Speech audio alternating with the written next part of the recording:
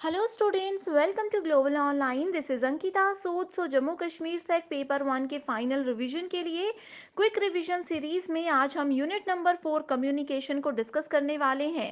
आप सभी स्टूडेंट्स को मैं बता देती हूँ कि ये मोस्ट स्कोरिंग यूनिट है एंड इसको बहुत ही इजी लैंग्वेज में इजी एक्सप्लेनेशन के साथ आज के सेशन में हम डिटेल में डिस्कस करने वाले हैं। सेशन को स्टार्ट करने से पहले आपको पता होना चाहिए कि जम्मू कश्मीर सेट एग्जाम को क्वालिफाई करने के लिए पेपर 1 प्रिपरेशन पर आपको बहुत ध्यान देना है। सो इसमें आपको स्मार्ट प्रिपरेशन कैसे करना है, कैसे आप लोग 75 प्लस स्कोर कर सकते हो, इसके लिए कंप्लीट कोर्स हमने लॉन्च किया है जिसमें आपको फुल सिलेबस वीडियो लेक्चर्स हम प्रोवाइड करवाते हैं। सो एग्जामिनेशन से पहले आपका पूरा सिलेबस कवर करवाने की 100% श्योरिटी मैं देती हूँ। हर एक वीडियो लेक्चर में स्मार्ट ट्रिक्स और शॉर्ट ट्रिक्स के साथ आपको बहुत ही सिंपल और इजी लैंग्वेज में सारे कॉन्सेप्ट्स क्लियर करवा दिए जाएंगे।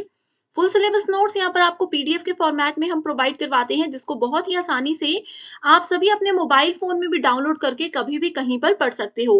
फुल सिलेबस मॉक टेस्ट में कंप्लीट 10 यूनिट्स को कवर किया गया है जिसमें से एज इट इज क्वेश्चंस बहुत बार एग्जाम में पूछे जाते हैं एंड इस मॉक टेस्ट से आपको एक क्लियर आइडिया ये भी हो जाएगा कि किस लेवल के क्वेश्चंस इस पेपर में पूछे जाते हैं। इसके अलावा previous year questions with solution हम आपको देते हैं जिससे आपको ये भी पता चल जाएगा कि काफी सारे क्वेश्चंस एग्जाम में रिपीट होते हैं, कैसे आपने करेक्ट आंसर को आइडेंटिफाई करना है और एग्जाम का क्या लेवल है। इसके अलावा 2000 प्लस एमसीक्यू क्वेश्चन बैंक जिसमें हर एक क्वेश्चन के सॉल्यूशन के साथ आपको डिटेल में एक्सप्लेनेशन भी प्रोवाइड करवाई जाती है। एंड अगर आपके कोई कॉन्सेप्ट क्लियर नहीं है तो 2000 एमसीक्यू पीडीएफ में आपके वो कॉन्सेप्ट भी बिल्कुल क्लियर हो जाएंगे, इस चीज की भी मैं आपको श्योरिटी देती हूँ।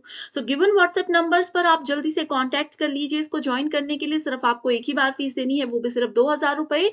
जब तक आपका ये एग्जाम नहीं हो जाता तब तक आप इस कोर्स का बेनिफिट उठा सकते हो, सिर्फ एक ही बार ये फीस आपको देनी है। इसके अलावा फ्री वीडियोस चाहते हो, कोर्स की फीस पे करने से पहले एक्सेस चाहते हो तो आप लोग ग्लोबल ऑनलाइन ऐप को डाउनलोड कर लीजिए। ऐप डाउनलोड करने के बाद स्टोर सेक्शन पे आपको सर्च बार में कोर्स का नाम लिखना है, कोर्स का ओवरव्यू आपके सामने आ जाएगा। यहाँ पर आप इसका पूरी जानकारी ले सकते हो। कंटेंट सेक्शन पर क्लिक करोगे तो आपके सामने पेपर 1 का कंप्लीट सिलेबस है, मॉक टेस्ट है, 2000 एमसीक्यू पीडीएफ है एंड यहाँ पर आप देख सकते हो यूनिट वाइज फोल्डर्स हैं जिसमें आपको टेस्ट भी मिल जाएंगे, वीडियो लेक्चर्स भी मिल जाएंगे और एक पीडीएफ फाइल मिल जाएगी जिसमें कंप्लीट आपको यहाँ पर नोट्स हम प्रोवाइड करवाते हैं इंग्लिश एंड हिंदी दोनों ही लैंग्वेजेस में। जैसे अगर हम रिसर्च की बात करें, आप देख सकते हो थियरी लेक्चर्स अवेलेबल है, एमसीक्यूज लेक्चर्स अवेलेबल है, नोट्स और टेस्ट सीरीज यहाँ पर हम आपको एग्जाम के लेवल के हिसाब से प्रोवाइड करवाते हैं। सो आज ही गिवन व्हाट्सएप नंबर्स पर जल्दी से कांटेक्ट कीजिए एंड द कोर्स का बेनिफिट उठाइए। तो सबसे पहले आपको कम्युनिकेशन का कंप्लीट सिलेबस पता होना चाहिए एंड जैसा कि मैं आपको हर बार बोलती हूँ कि बहुत सारी टॉपिक्स, बहुत सारी चीजें ऐसी हैं जो कि आपको सिलेबस में मेंशन नहीं मिलेगी लेकिन एग्जाम में पूछी जाती हैं। सो वैसे ही कम्युनिकेशन में भी बहुत सारे टॉपिक्स ऐसे हैं जिनको आज इस यूनिट में, इस वीडियो में हम कंप्लीट कवर करने वाले हैं।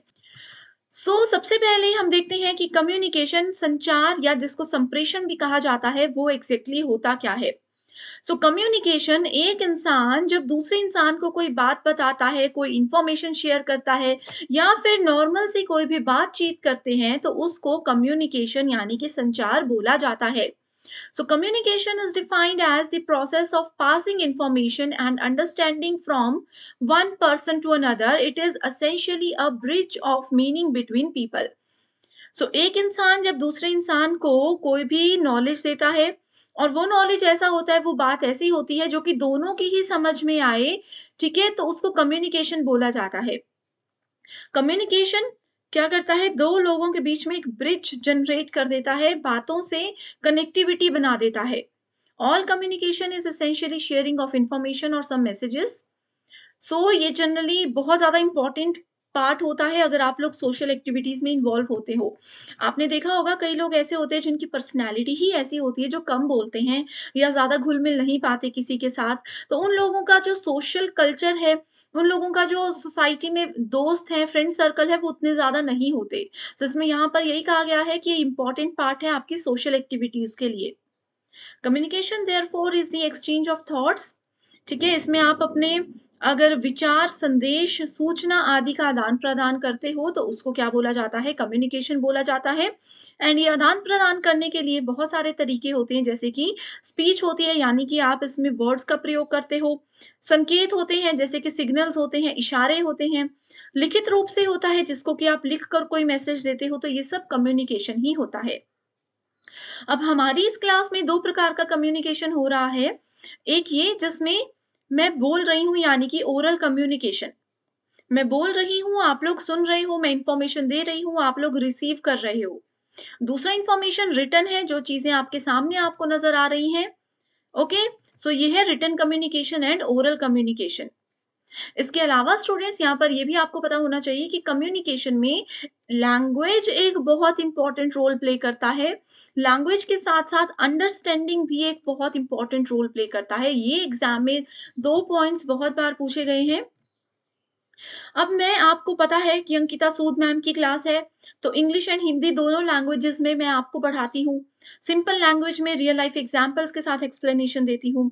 सो अगर आप में से कोई ऐसे स्टूडेंट है जिनको हिंदी समझ नहीं आती, तो वो इस सेशन को अच्छे से नहीं देख पाएँगे, या कुछ स्टूडेंट्स ऐसे हैं जिनको इंग्लिश हिंदी में नहीं, उनको मराठी में पढ़ना था, पेपर 1, ठीक है? तो उन लोगों के लिए भी ये सेशन हेल्पफुल नहीं होगा। तो ये भी क्या है, एक मीडियम होता है कि हम कैसे कम्युनिकेट कर रहे हैं। तो जो लैंग्वेज मैं यूज़ कर रही हूँ, ये ज़रूरी होता है कि वही लैंग्वेज आपको भी समझ आती हो, तभी उसको सक्सेसफुल माना जाता है। ओके? कम्युनिकेशन को एक टू वे प्रोसेस बोला जाता है, दो तरफ़ा प्रक्रिया बोला जाता है। दो तरफ़ा प्रक्रिया क्यों होती है, इसको भी एक एग्ज़ाम्पल के साथ ही शुरू करते हैं। देखो, इसको ना फीडबैक बोला जाता है। एंड याद रखिएगा कि कम्युनिकेशन में, संचार या संप्रेषण में बिना फीडबैक के कोई भी कम्युनिकेशन को सक्सेसफुल कम्युनिकेशन नहीं माना जाता है। अब देखो, जैसे पर्सन ए है, ये पर्सन बी है, ठीक है? मैंने बड़े इंटरेस्ट के साथ आपको कोई स्टोरी सुना दी कि आपको पता है। अब देखो, जैसे मैं आपकी टीचर हूँ अंकिता, ठीक है? मैंने आप में से किसी एक स्टूडेंट को सामने से कॉल किया और बोला कि आज एनटीए यूजीसी नेट का ऑफिशियल पब्लिक नोटिस आ गया है, जिसमें उन्होंने जून 2023 एग्जाम का शेड्यूल जारी कर दिया है, या सेट एग्जाम की कोई नोटिफिकेशन आ गई है, फाइनल शेड्यूल जारी कर दिया है, और आपने क्या किया? कोई रिप्लाई नहीं किया, मेरी बात को इग्नोर कर दिया। तो क्या एक वो सक्सेसफुल कम्युनिकेशन है? वो बिल्कुल भी नहीं है। मैंने जैसे आपको बात बताई, अगर आप उसका रिप्लाई करते, उस बात का मुझे फीडबैक देते, तो वो एक सक्सेसफुल कम्युनिकेशन होता। मैंने आपको बताया, आप अगर रिप्लाई करते कि अच्छा मुझे तो पता ही नहीं था, या फिर आप रिप्लाई करते कि हाँ, इसके बारे में मैंने अभी न्यूज़ सुनी। तो ये सब क्या होता है? ये एक फीडबैक था, रिप्लाई था, तो एक कम्युनिकेशन, जो मैसेज मैंने दिया था उसके बारे में फीडबैक मुझे मिल गया, तभी इसको सक्सेसफुल कम्युनिकेशन माना जाता है। सो कम्युनिकेशन का जो प्रोसेस होता है,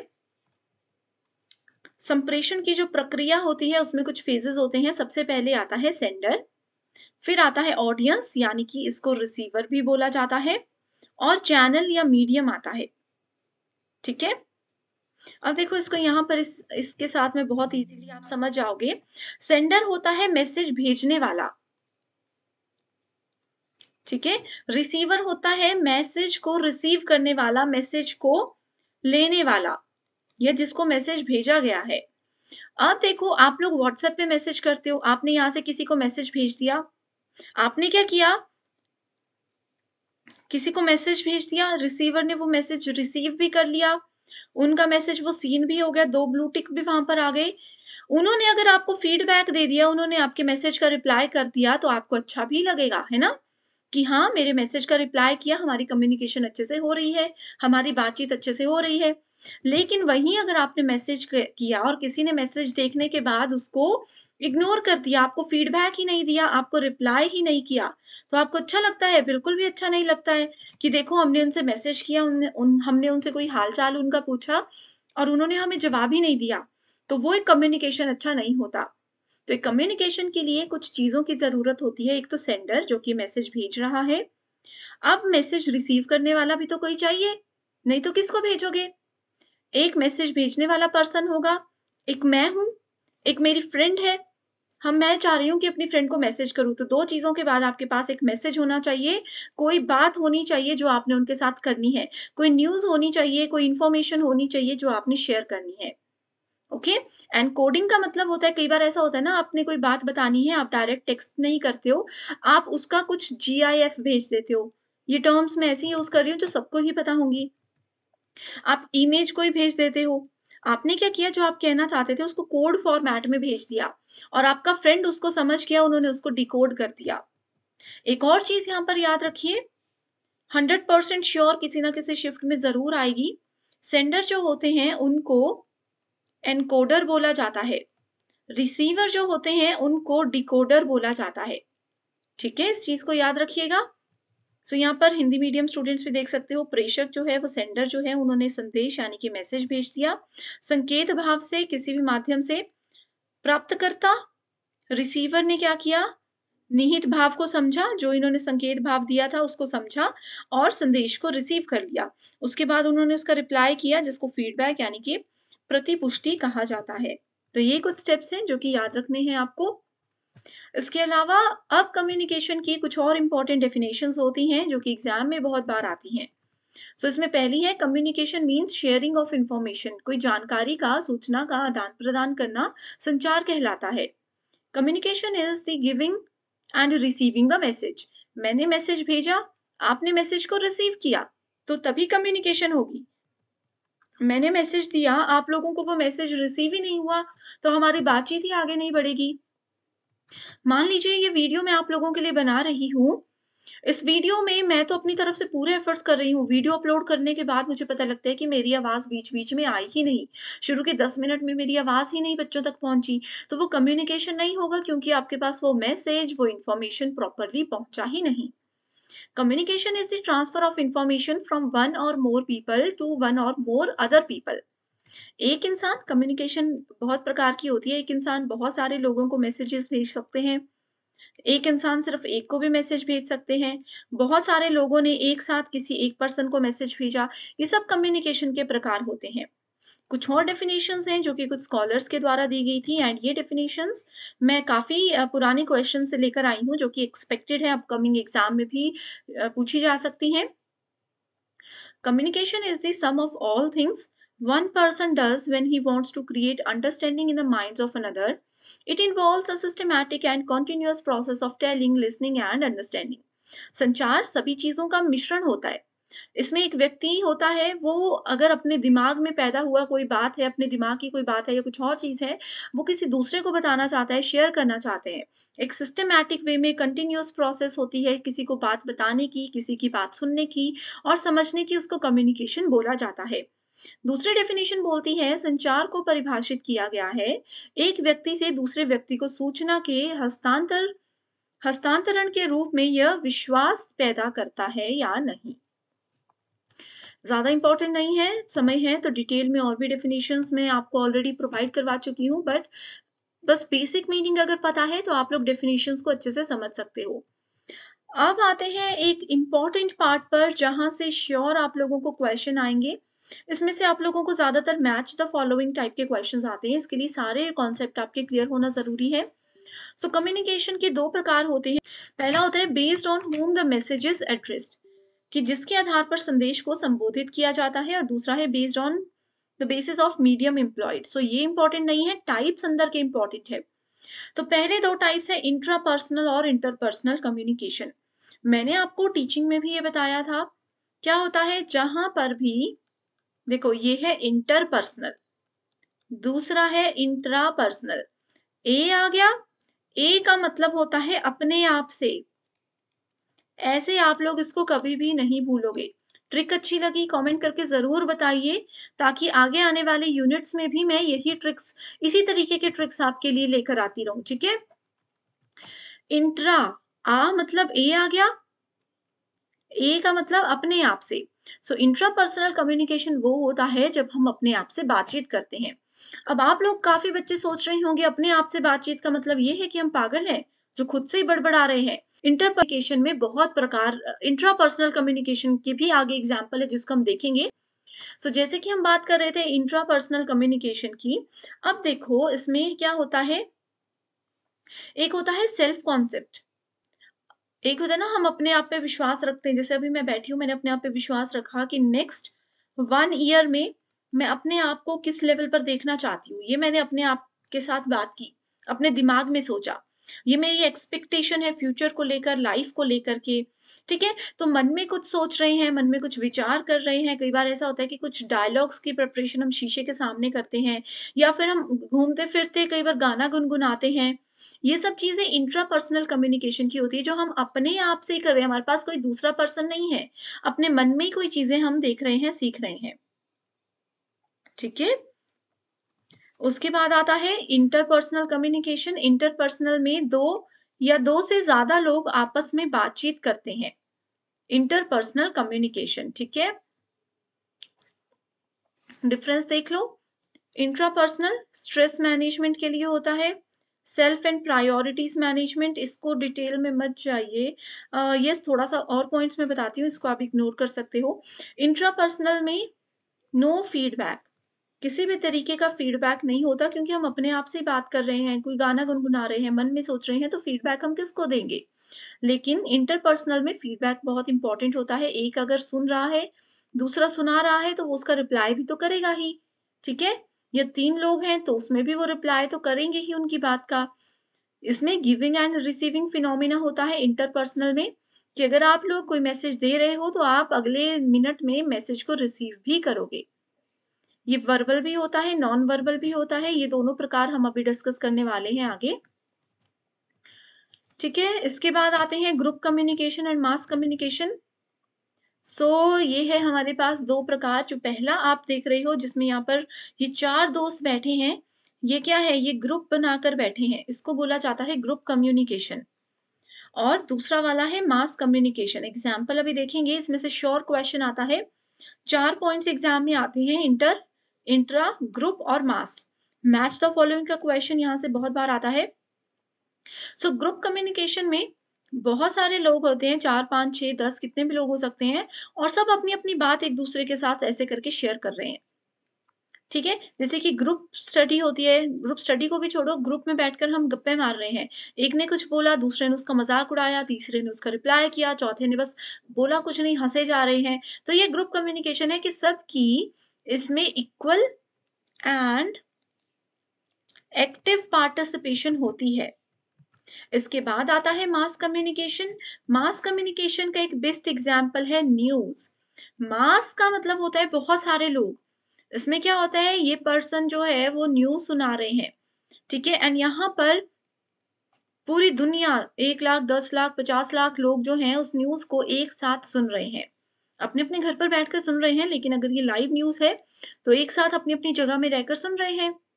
न्यूज़पेपर भी इसका एग्जाम्पल है। न्यूज़पेपर क्या होता है, एक जगह पर पब्लिश होता है एंड उस न्यूज़पेपर को पूरी दुनिया में स्प्रेड किया जाता है, एटलीस्ट पूरे इंडिया या आपके पूरे स्टेट में स्प्रेड किया जाता है।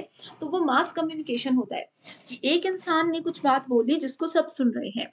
मोदी जी का भाषण आप लोग लाइव सुनते हो, ठीक है, वहां पर क्या होता है, वो अपने कहीं पर भी जहां पर उनका प्रोग्राम चल रहा है वहां से वो बोल रहे हैं और पूरी दुनिया उनको सुन रही है। That is mass communication. ठीक है, जर्नलिस्ट हैं, वीडियो ब्लॉगर्स हैं, TV presenters, speakers, radio host. Radio भी इसका एक बहुत अच्छा एग्जाम्पल है मास कम्युनिकेशन का, एग्जाम में भी पूछा गया है 2-3 बार। And blogger. ओके, ये हमने 4 प्रकार डिस्कस कर लिए, इंटर, इंट्रा, ग्रुप और मास। ठीक है, समूह और जनसंचार इसको बोलते हैं। जैसे आपने देखो शब्द सुना होगा, जनसंख्या। जनसंख्या यानी कि लोगों की गिनती हो रही है, लोगों का कितना नंबर है, तो वो मास सबको इसमें काउंट किया जाता है। ठीक है, ऐसे याद रख लीजिए। अगला है verbal, non verbal, Meta, formal, informal, ये सब। ठीक है, वर्बल नॉन वर्बल को डिटेल में देखेंगे, यहां से भी क्वेश्चंस एग्जाम में आते हैं। वर्बल कम्युनिकेशन होता है जो बोल कर किया जाता है। जैसे मैं अभी आप लोगों के सामने हूं, मान लीजिए मैं बोल कर आपको कुछ बता रही हूं, तो वो वर्बल है, जिसमें हम लोग वर्ड्स को यूज करते हैं। That is called verbal communication. Okay, दूसरा आता है non verbal communication. Non verbal में क्या होता है, हम वर्ड्स का उपयोग नहीं करते हैं। कई बार ऐसा होता है कि मैं आप लोगों को क्या कर रही हूँ, सिर्फ इशारों से, आप मेरे सामने बैठे हो, मैंने सिर्फ आपको अपने हाथ के इशारे से आने के लिए बोल दिया, इशारा क्या आप समझ गए कि मैम मुझे बुला रहे हैं, या मैंने बस हाथ हिलाया, आप समझ गए कि मैम हमें बाय कर रही है।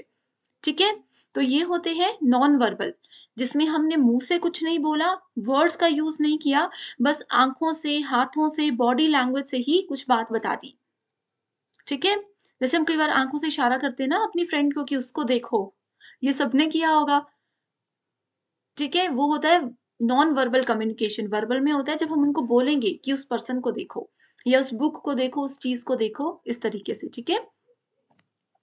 वर्बल, ये देखो यहाँ से वर्बल मतलब बोलकर, नॉन वर्बल मतलब बॉडी लैंग्वेज, जैसे हाथ मिला दिया, हाय बोल दिया, बिना बोले मतलब हाथ हिलाकर हेलो बोल रहे हैं हम, ठीक है? नॉन वर्बल के टाइप्स हैं जैसे फेशियल एक्सप्रेशंस हैं, स्मेल है, मैंने सूंघ लिया किसी चीज़ को, मैं समझ गई कि बहुत अच्छा है। जैसे मान लीजिए आपके मम्मी घर में खाना बना रहे हैं, आप लोग घर में खाना बना रहे हो, ठीक है? आप लोगों ने बहुत अच्छी स्मेल घर में सुनी सूँघी किसी अच्छे से डिश की, लंबी साँस लेकर जब उसको सूँघ रहे हो, स्मेल कर रहे हो और आप ऐसे इशारा कर रहे हो सिर हिलाकर कि वाह! ये तो बहुत अच्छा है, तो वो समझ रहे हैं, वो नॉन वर्बल कम्युनिकेशन है, ठीक है?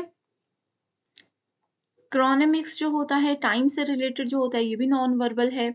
इसके बाद वोकल इंटोनेशंस, जैसे किसी ने आँखें दिखा दी किसी को गुस्से में, बॉडी जेस्चर, देखो अब ये लोग कुछ बोल नहीं रहे, लेकिन हमें समझ आ रहा है कि ये बहुत खुश है, बहुत बहुत ज़्यादा एक्टिव है, ठीक है?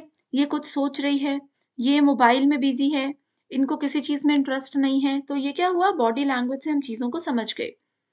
हैप्टिक्स होता है टच। अब किसी को टच करके अगर हम कुछ बता रहे हैं, ऐसे कई बार उँगली से किसी को ऐसे टक, टक, टक, टक करते हैं ना कि सुनो मेरी बात। मैंने आपको बोला नहीं कि सुनो मेरी बात, मैंने क्या किया? आपके शोल्डर पे ऐसे टैप किया और आप समझ गए कि मैम कुछ कहना चाहती है मुझे। तो ये हैप्टिक्स होता है, टच सिस्टम इसको बोला जाता है, ठीक है? सो देखो ये सब चीज़ें हैं वर्बल एंड नॉन वर्बल में। इसके बाद फिर आगे की जो फॉर्म्स है मेटा कम्युनिकेशन। मेटा का मतलब होता है, देखो मेटा का मतलब होता है डेटा अबाउट डेटा। मेटा मतलब डेटा अबाउट डेटा। इसको कैसे याद रखते हो? आप लोगों के पास बुक होती है, बुक में चैप्टर्स होते हैं, चैप्टर्स में क्या है, कुछ डेटा है, लेकिन वो चैप्टर कहाँ है ये हमें कौन बताता है? इंडेक्स बताता है। सो इंडेक्स क्या है? ये मेटा डेटा है। Index here is meta data, यानी कि ये डेटा है अबाउट सम न्यू डेटा।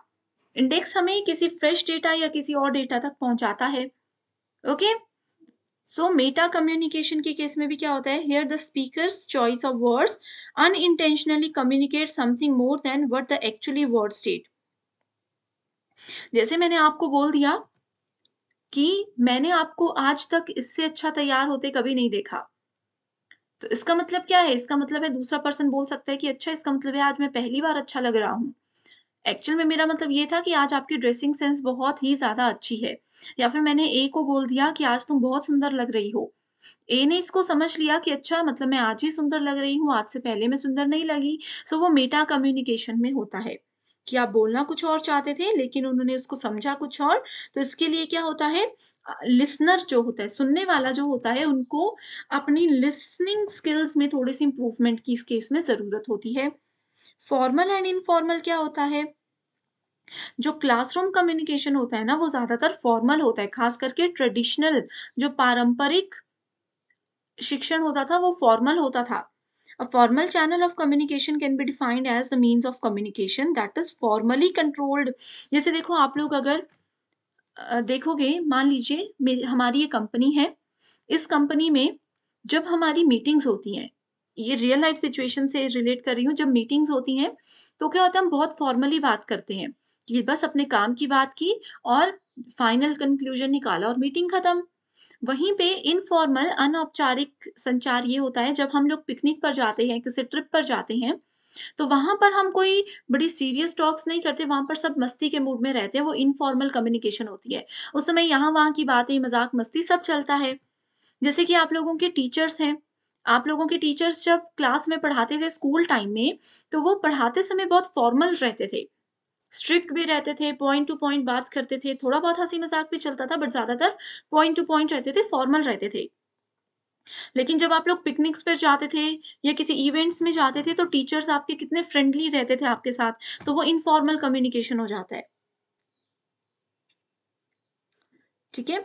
इसके अलावा फॉर्मल कम्युनिकेशन जैसे कि कोई रिमाइंडर है, मेमो है, डिसीजन है, इन्फॉर्मेशन है, जिसको कि एक ऑर्डर के साथ इसको ऐसे रख लीजिए, जहाँ पर भी किसी पर्टिकुलर ऑर्डर के साथ, किसी पर्टिकुलर टाइम के साथ, पूरी एक्यूरेसी के साथ और पूरे रूल्स एंड रेगुलेशन के साथ किया जाता है, वो फॉर्मल कम्युनिकेशन होता है। इनफॉर्मल कम्युनिकेशन होता है जिसको आप मज़े में, अपने टाइम के हिसाब से, अपने एन्जॉयमेंट के लिए करते हो, ठीक है? इम्पोर्टेंट दोनों ही होते हैं अपने-अपने पॉइंट में। डाउनवर्ड कम्युनिकेशन क्या होता है? ये होता है शब्दों का संचार जो कि टॉप से बॉटम की ओर आता है, डाउनवर्ड ऊपर से नीचे की ओर, ठीक है? इसको डाउनवर्ड कम्युनिकेशन या फिर इसको टॉप टू बॉटम कम्युनिकेशन भी कहा जाता है, ऊपर से नीचे की ओर कम्युनिकेशन ये होता है।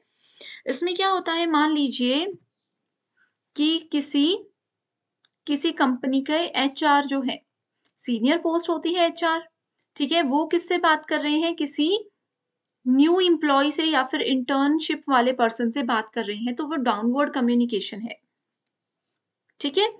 अपवर्ड कम्युनिकेशन इसका उल्टा होता है। मान लीजिए कि कोई स्कूल का बच्चा प्राइम मिनिस्टर से बात कर रहे हैं, तो वो अपवर्ड कम्युनिकेशन होगी। लेटरल कम्युनिकेशन क्या होता है? देखो, अपवर्ड कम्युनिकेशन का मेन काम यही होता है कि लोअर लेवल्स पे क्या चल रहा है उसकी इन्फॉर्मेशन अपर लेवल्स पर देने की। लेटरल कम्युनिकेशन क्या होता है? When communication takes place between two और more person who are subordinates working under the same person और those who are working on the same level. अब जैसे हम लोग यूजीसी नेट की या सेट एग्जाम की अपने ग्लोबल ऑनलाइन क्लासेस की बात करते हैं, यहाँ पर अलग अलग डिपार्टमेंट्स हैं, ठीक है? जैसे एक डिपार्टमेंट है जो कि यूजीसी नेट को हैंडल करता है, दूसरा डिपार्टमेंट है जो कि सभी पीएचडी एंट्रेंस एग्जामिनेशन को हैंडल करता है, तीसरा डिपार्टमेंट है जो कि सभी सेट एग्जाम्स को हैंडल करता है। अब मेरी टीम है यूजीसी नेट की, इसके अंदर हम 4, 5, 6, 7 एजुकेटर्स हैं, बाकी टेक्निकल टीम है। तो हम लोग जब आपस में बातचीत कर रहे हैं, एक वर्टिकल के एक लेवल के लोग जब आपस में बातचीत कर रहे हैं, वो लेटरल कम्युनिकेशन कहलाता है। डायगोनल क्या होता है? अब पीएचडी में भी सेम है यूजीसी नेट की तरह मल्टीपल स्टाफ। डायगोनल होता है जब यूजीसी नेट का कोई एक पर्सन पीएचडी वाले पर्सन से बात कर रहे हैं। मान लीजिए यूजीसी नेट वाले सेक्शन में जो हमारे एचआर हैं, वो पीएचडी के एचआर से बात कर रहे हैं। वो एक डायगोनल कम्युनिकेशन होता है। ठीक है?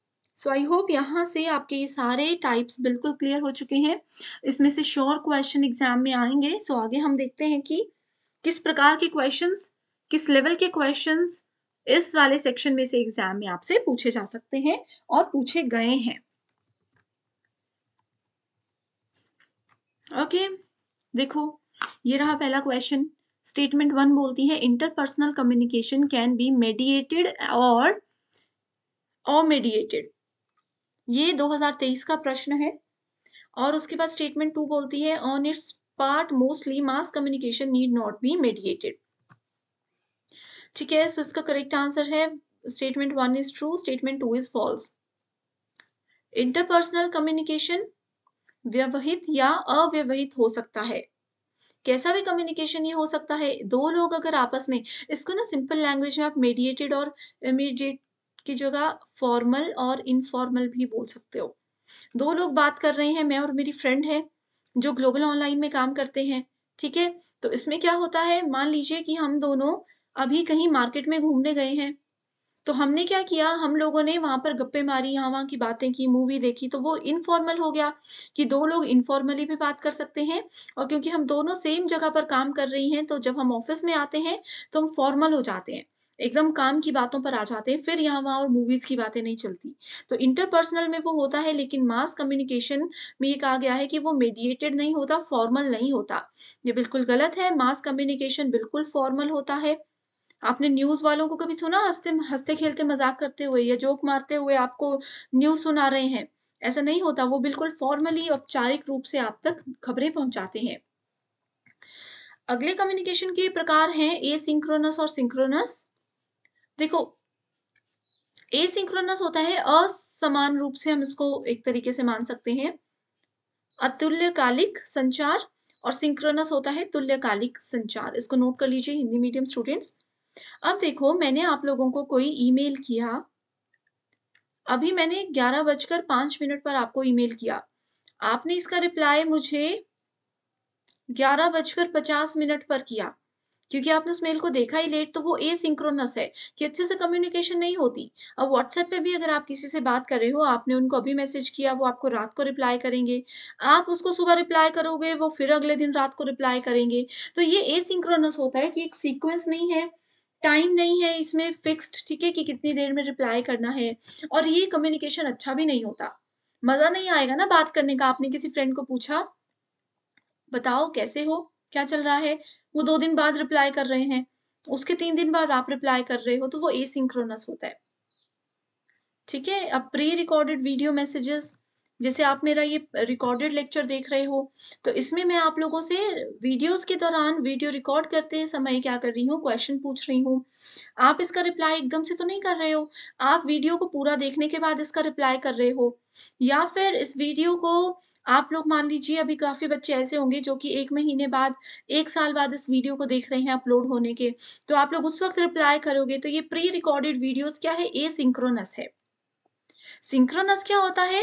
इसका मतलब है तुल्यकालिक संचार, एकदम से जिसमें रिप्लाई होता है। जैसे वीडियो कॉल आप करते हो, वीडियो कॉन्फ्रेंसिंग जिसको बोला जाता है। इसमें क्या होता है? जैसे ही आपने किसी को पूछा कैसे हो? एकदम से वो रिप्लाई करेंगे क्योंकि वो आपके सामने है। चैट को भी वैसे इसमें काउंट किया भी जाता है, नहीं भी किया जाता, दोनों रीज़न आपके सामने ही हैं। ऑडियो कॉल में भी यही होता है, ठीक है? अभी पूछेंगे, एकदम से रिप्लाई मिल जाएगा। वैसे ही जैसे ग्लोबल ऑनलाइन के लाइव सेशंस आप लोग देखते हो, ठीक है? डेली लाइव सेशंस होते हैं, सो वो भी ऑडियो कॉल्स को ही बताते हैं। सॉरी, लाइव सेशंस जो होते हैं, वो भी सिंक्रोनस कम्युनिकेशन का ही एक प्रकार है। वहाँ पर उसी वक़्त मैं आपसे क्वेश्चन पूछती हूँ, उसी वक़्त आपको होमवर्क क्वेश्चन दिया जाता है और आप इमीडिएटली उसका आंसर देते हो, ठीक है? सो इसकी डेफिनिशंस भी यहाँ से देख सकते हो, बहुत ईज़ी है, ठीक है? Means interaction without real time conversation, replies can be delayed. So इसमें रिप्लाई लेट भी हो सकते हैं, ज़रूरी नहीं है कि पर्सन आपके सामने ही हो। Synchronous exchange of information between 2 या 2 से ज़्यादा लोग इन रियल टाइम आमने-सामने। सिंक्रोनस पहले हुआ करता था, ये ओल्ड डेफिनिशन के हिसाब से है कि सिंक्रोनस कम्युनिकेशन में पर्सन आपके सामने ही चाहिए। लेकिन अब टेक्नोलॉजी इतनी हो चुकी है, जैसे वीडियो कॉल में बताया, पर्सन आपके सामने नहीं है, बट फिर भी आप तो कर ही रहे हो, कॉल में पर्सन आपके सामने नहीं है, बट सिंक्रोनस कम्युनिकेशन हो रही है, ठीक है? देखो इसके एग्जाम्पल्स हैं, एग्जाम में ये पूछा गया था, सिंक्रोनस में आता है नो स्टार्ट, स्टॉप बिट्स, जब मर्जी जैसे मर्जी इसको होता है, video chat, virtual classroom, audio conferencing, asynchronous, wikis, electronic mail, virtual library, social networking etcetera. कि वीडियो आज मैं सोशल नेटवर्क पे अपलोड कर रही हूँ, अपने इंस्टाग्राम अकाउंट पे मैंने, या फेसबुक अकाउंट में मैंने आज कोई वीडियो अपलोड की, आप लोग हो सकता है इसको कल परसों देखो, थोड़े दिन बाद देखो, तो वो भी सोशल नेटवर्किंग एसिंक्रोनस कम्युनिकेशन होता है। ये देखो इसका पीवाईक्यू है, synchronous communication takes place through which of the following technology. Synchronous कौन-कौन से हैं? वीडियो चैट भी है, वर्चुअल क्लासरूम भी है, ऑडियो कॉन्फ्रेंसिंग भी है, और ये दोनों क्या है? ये दोनों एसिंक्रोनस है। ईज़ी क्वेश्चन है, डेफिनिशंस जो मैंने बताई उसी में से इजीली आइडेंटिफाई हो गया करेक्ट आंसर। ठीक है, इसके साथ ही अब एक और होमवर्क क्वेश्चन दे रही हूँ। होमवर्क क्वेश्चन के रूल जिन बच्चों को नहीं पता वो सुन लीजिए। इस क्वेश्चन की एक्सप्लेनेशन मैं ऑलरेडी दे चुकी हूँ। इसका आंसर मैं नहीं बताऊँगी, इसका आंसर आप लोग मुझे कमेंट करके बताओगे एंड मैं वहीं पर आपको बताऊँगी कि सही आंसर है या गलत है। Which of the following are examples of asynchronous communication? Asynchronous communication का एग्जांपल क्या है? Blog, podcast, electronic mail, discussion forum, phone calls. Easily correct answer को आइडेंटिफाई करके बताइए। क्वेश्चन नंबर 1 का आंसर ये है, आगे भी और क्वेश्चंस दूंगी, ठीक है? अगला आता है grapevine communication. Grapevine संचार, ये आपको देखो सिलेबस में कहीं नहीं दिखेगा, लेकिन इसमें से एक आधा क्वेश्चन किसी ना किसी शिफ्ट में कई बार पूछा जाता है, ओके? डेफिनेशन इसकी देख लो। सबसे पहले जो क्वेश्चन एग्जाम में हर बार आता है वो होता है कि ग्रेप वाइन कम्युनिकेशन फॉर्मल है या फिर इनफॉर्मल है, औपचारिक है या अनौपचारिक है। ये हमेशा इनौपचारिक है, अनौपचारिक है, यानी कि इनफॉर्मल इंटरपर्सनल कम्युनिकेशन होता है। ठीक है, इसके टाइप्स भी हैं, टाइप्स तक वैसे क्वेश्चन आता नहीं, बट जान लीजिए कि single strand chain, gossip chain, probability chain, cluster chain. Grape wine, wine क्या होती है? बेकार होती है। है ना? बेकार होती है। सो वाइन से आप लोग याद रख लीजिए कि ग्रेप वाइन कम्युनिकेशन अनौपचारिक होता है। ये क्या करता है, देखो ऑफिस में ना कोई बात है, ऑफिस में कोई बात स्प्रेड हो गई, एक ने दूसरे को बताई, दूसरे ने तीसरे को बताई, तीसरे ने 2 लोगों को बता दी, आगे इन्होंने 3-3 लोगों को बता दी।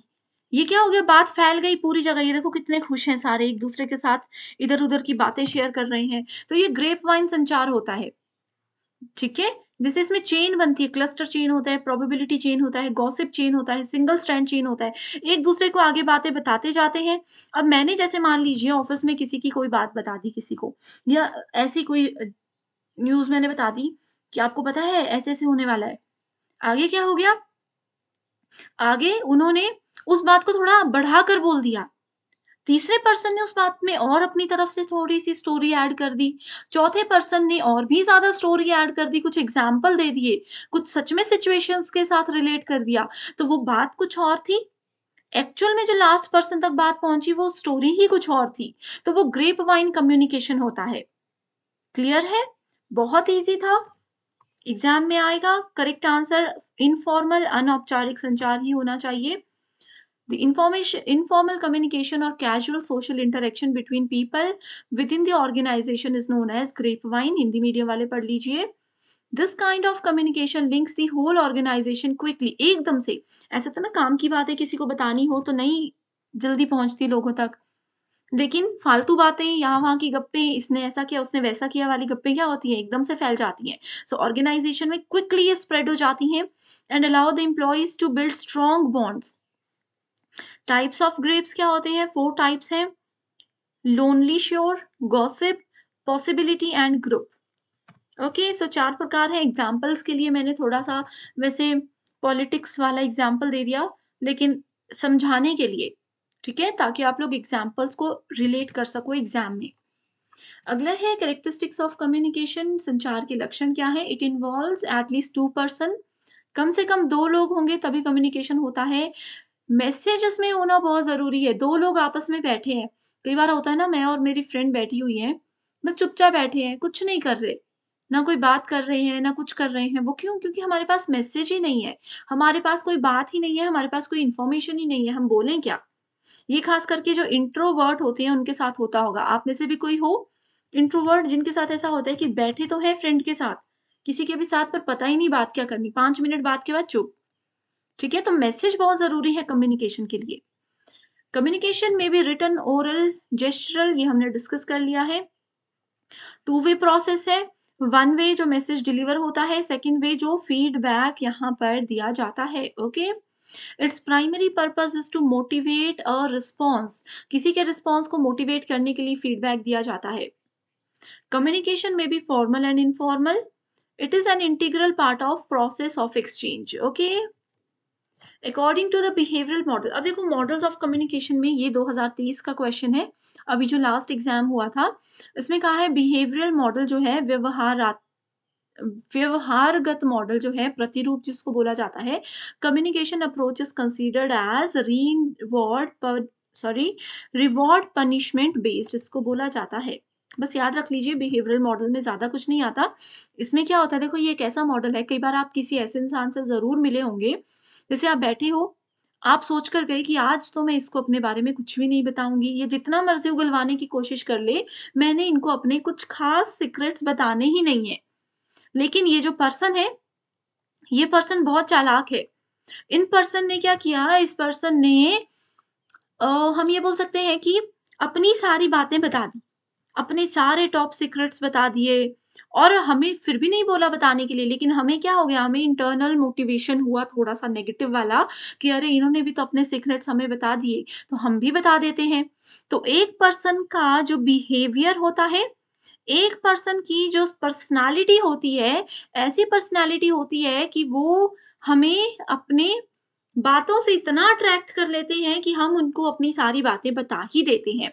आप में से बहुत लोगों के साथ ज़रूर ऐसा कभी हुआ होगा, ठीक है? कि आप किसी के साथ बैठे हो, किसी ने अपने फैमिली की कोई स्टोरी सुनाना शुरू कर दी। आपने बोला कि इतने टाइम से फैमिली, फैमिली हम क्यों करें? हम तो फ्रेंड हैं, नहीं जाएँगे फैमिली की बातों तक। किसी ने अपनी फैमिली की स्टोरी सुनाना शुरू कर दिया तो आप भी कहीं न कहीं कुछ न कुछ तो बोलोगे ही कि मेरी फैमिली में ऐसा होता है या मेरी फैमिली में ऐसा नहीं होता है। तो वो होता है बिहेवियरल मॉडल। सो रिवॉर्ड पनिशमेंट बेस्ड होता है, पारितोषिक दंड आधारित मॉडल ये होता है।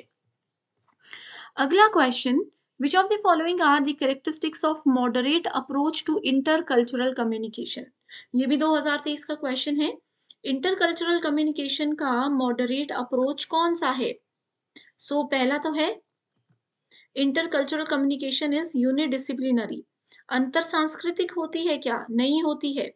अंतर सांस्कृतिक संप्रेषण एक विषय होता है, नहीं होता है। A communicator is a change agent, बिल्कुल सही है। A continuum is the representative of social change, बिल्कुल सही है।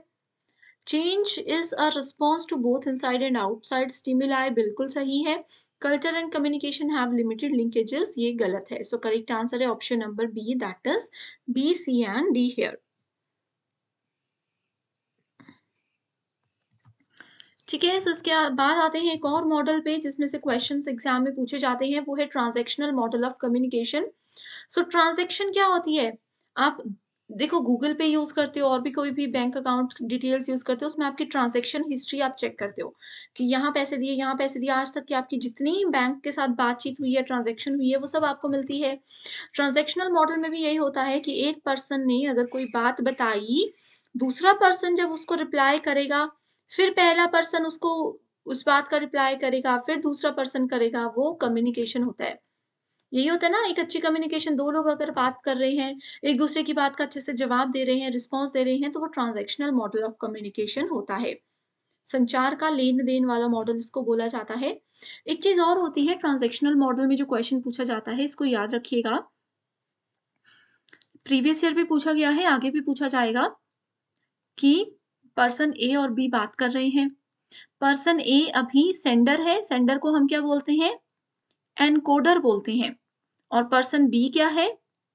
रिसीवर है, रिसीवर को क्या बोलते हैं? डिकोडर बोलते हैं। ये क्वेश्चन आया था कि अगर ए सेंडर है, उन्होंने बी को मैसेज भेज दिया, उसके बाद जब बी उनको रिप्लाई कर रहा है तो बी क्या बन जाएगा? तो उस समय पे बी मैसेज सेंड करने वाला बन जाएगा, तो ये सेंडर हो जाएगा, और ए रिसीव कर रहा है तो वो रिसीवर बन जाएगा। अब जो हमेशा रिसीवर होगा वो हमेशा डिकोडर ही होगा, जो सेंडर होगा वो हमेशा एनकोडर ही होगा। ओके? ये वाली वीडियो अगर अभी तक नहीं देखी है जिसमें ये वाला कॉन्सेप्ट और डिटेल में मैंने बताया है तो कमेंट कर दीजिए, मैं उस पे वीडियो लेकर आऊँगी। या कोई और टॉपिक है, वो भी बता दीजिए। इसके अलावा स्टूडेंट्स अभी तक हमने टीचिंग एप्टीट्यूड, रिसर्च एप्टीट्यूड और कम्युनिकेशन, ये तीसरी यूनिट है, इनको डिस्कस कर लिया है। इसके अलावा आप कौन-सी यूनिट चाहते हो? सबसे पहले मैं कौन-सी यूनिट लेकर आऊँ? आईसीटी लेकर आऊँ, लॉजिकल रीज़निंग, हायर एजुकेशन या फिर पीपल एंड एनवायरनमेंट? कौन-सी यूनिट की वीडियो आपके लिए लेकर आऊँ? जल्दी से बताइए क्योंकि एग्ज़ाम में अभी बहुत कम समय बाकी है। Transactional type of communication interdependent होता है क्योंकि ये दोनों एक-दूसरे पे डिपेंडेंट होते हैं, एक-दूसरे पर निर्भर होते हैं। ठीक है? The classroom communication is transactional process, सही है या गलत है? बिल्कुल सही है। टीचर ने कुछ पूछा, स्टूडेंट जवाब देंगे, स्टूडेंट्स ने जो बोला उसका टीचर जवाब देंगे। Quality of question asked determines the quality of learning, तो ये बिल्कुल करेक्ट नहीं है। ये स्टेटमेंट तो करेक्ट है बट इसको आइडेंटिफाई नहीं कर रही। करेक्ट आंसर है ऑप्शन नंबर 2। अब आते हैं क्लासरूम कम्युनिकेशन में कि कक्षा में कैसे संचार होता है। कक्षा के संचार में देखो ये क्वेश्चन है, effective classroom communication is intended to make learner acquire नई चीजें। कक्षा में बच्चे क्या सीखते हैं? नॉलेज भी सीखते हैं, बिहेवियर भी सीखते हैं, नए तरीके से व्यवहार करना भी सीखते हैं ना, और सॉफ्ट स्किल्स भी सीखते हैं, कैसे बात करनी है, कैसे रहना है, ये सब चीजें। ठीक है? वेज अग्रेसिव एटीट्यूड नहीं सीखते ना क्लास में, आक्रामक मनोवृत्ति के नए तरीके तो नहीं सीखते, हाइपर रिएक्शन भी नहीं सीखते। तो एबीसी करेक्ट आंसर है, पीवाईक्यू है। अगला है, देखो यहाँ पर कौन सा तरीका है, किस टाइप में कम्युनिकेशन में? ब्लॉगिंग। अभी हमने डिस्कस किया ब्लॉगिंग क्या है, टेलीविजन, न्यूज़पेपर, आर्काइव साइट्स, ये सब क्या होती हैं? देखो इसका आंसर ब्लॉगिंग होता है एक सोशल मीडिया, ठीक है, टेलीविजन है इलेक्ट्रॉनिक मीडिया, न्यूज़पेपर है प्रिंट मीडिया, और आर्काइव साइट्स है world wide media. Archive sites आप लोगों को हमेशा मिलेंगी, जैसे कोई भी सोशल मीडिया वगैरह आप यूज़ करते हो वहाँ पर। बहुत ईज़ी है, न्यूज़पेपर, टेलीविज़न का अगर बाकी 2 टर्म्स नहीं पता है आपको, ये 2 चीज़ें भी पता है तो भी आप करेक्ट आंसर को आइडेंटिफ़ाई कर सकते थे। अगला है बैरियर्स ऑफ इफेक्टिव कम्युनिकेशन, प्रभावी संचार में बाधाएँ कौन-कौन सी हैं? मैं आपको पढ़ा रही हूँ, ठीक है? पहली बाधा क्या हो सकती है? पहली बाधा ये हो सकती है सिमेंटिक बैरियर्स हो सकते हैं। Semantic barriers are also known as language barriers. Language barriers, भाषा बाधाएँ, भाषा से रिलेटेड बाधाएँ। मैं जैसे बता रही हूँ, मैं हिंदी में एक्सप्लेन करती हूँ चीज़ों को। जो स्टूडेंट्स हिंदी नहीं समझते, वो हमेशा कमेंट करते हैं कि मैम इंग्लिश में पढ़ाइए। तो वो क्या है, वो एक लैंग्वेज बैरियर है, सिमेंटिक बैरियर है, जो कि हमारी कम्युनिकेशन को इफ़ेक्ट कर रहे हैं। ठीक है? मैं किसी अंग्रेज़ के सामने चली गई, मुझे मान लीजिए कि उनकी लैंग्वेज नहीं आती, मैं किसी नेपाल के पर्सन के सामने चली गई, नेपाली के साथ चली गई, उनके साथ बातचीत कर रही हूँ। मुझे नेपाली नहीं आती, उनको हिंदी नहीं आती, तो बातचीत होगी? नहीं होगी। ठीक है? साइकोलॉजिकल बैरियर क्या होते हैं? इंटरपर्सनल कम्युनिकेशन में इंपॉर्टेंट रोल प्ले करते हैं कि आपके माइंड का उस वक़्त स्टेट क्या है। ठीक है? अगर आप लोग समझना अब देखो, ये मैं अगर यूजीसी नेट का नर्सरी क्लास के बच्चे को पढ़ाऊँ तो वो समझ पाएगा? नहीं समझ पाएगा। क्योंकि उनका मनोवैज्ञानिक बाधाएँ, क्योंकि उनका दिमाग ही अभी उतना है, उनका लेवल ही उतना है। ऑर्गेनाइज़ेशनल बैरियर्स क्या होता है? ये वो बैरियर्स होते हैं that are caused due to the structure, role, regulation present in the organisation. Cultural barrier, अगर आप दो लोग जो बात कर रहे हैं वो अलग-अलग संस्कृति, अलग-अलग सभ्यता से हैं। अब जैसे बहुत सारे बच्चे यहाँ पर मराठी में हम लोगों से पूछते हैं चीज़ें। अब हम महाराष्ट्र से नहीं हैं, हमें मराठी समझ नहीं आती, तो वो कल्चरल बैरियर है, आप मुझे कुछ मराठी में बोल जाओगे। कई बच्चे साउथ इंडियन होते हैं, वो अपनी लैंग्वेज या अपनी टोन में बात करते हैं, हम नहीं समझ पाते, ठीक है? तो वो कल्चरल बैरियर में आ जाती हैं चीज़ें। फिज़िकल बैरियर यानी कि शारीरिक बाधाएँ, इसमें क्या जाता है, लो 2 लोग अगर दूर बहुत हैं, अच्छे से बातचीत नहीं कर पा रहे, वो फिज़िकल बैरियर है, ठीक है? उसके बाद आ जाता है फिजियोलॉजिकल बैरियर। ये बैरियर होते हैं व्हेन अ सेंडर और receiver of communication is not in a position to express और receive the message with clarity due to some physiological issues. ठीक है? जैसे किसी पर्सन को, मान लीजिए कोई पर्सन कोमा में है, किसी को कोई मानसिक बीमारी हो गई है, नर्व डिसऑर्डर हो चुका है, ठीक है? कोई पागल हो चुके हैं, उनसे अगर हम कोई क्वेश्चन पूछें तो वो उस कंडीशन में नहीं होते कि हमें जवाब दें। तो इस तरीके से चीज़ें होती हैं। Which of the following is excluded from the list of communication barrier? So communication barrier की लिस्ट में से किसको हटा दिया जाता है? वो दार्शनिक, फिलॉसफिकल टाइप का कोई भी बैरियर अभी हमने नहीं पढ़ा, यहाँ पर हमने देखा, ठीक है? फिजियोलॉजिकल है ये। फिजियोलॉजिकल और फिलॉसफिकल दोनों अलग हैं, ठीक है? Which of the following can be considered as semantic barrier? Semantic barrier क्या बताया, जिसको लैंग्वेज बैरियर बोला जाता है, ठीक है? सो इसमें है फॉल्टी ट्रांसलेशन। जैसे मैंने आपको कुछ बताया, आपको उस चीज के बारे में नहीं पता, आपने कुछ और ही ट्रांसलेट करके बात को ही गड़बड़ कर दिया। यूज ऑफ टेक्निकल लैंग्वेज, अगर मैं बहुत टेक्निकल, जैसे अब मैं कंप्यूटर साइंस बैकग्राउंड से हूँ, आईसीटी मुझे पता है कि यूजीसी नेट के लेवल के बच्चों को कैसे पढ़ाना है, ताकि वो चीज़ों को नहीं भी पढ़ा है कंप्यूटर किसी ने तो वो अच्छे से समझ जाएँ। वहीं अगर मैं बड़ी टेक्निकल, बड़ी कंप्यूटर साइंस वाली बड़ी-बड़ी टर्म्स का यूज़ करने लग जाऊँ तो आप नहीं समझोगे। तो टेक्निकल लैंग्वेज, अनक्वालिफाइड असम्पशंस, ठीक है? सो ये 3 है इसमें करेक्ट आंसर्स।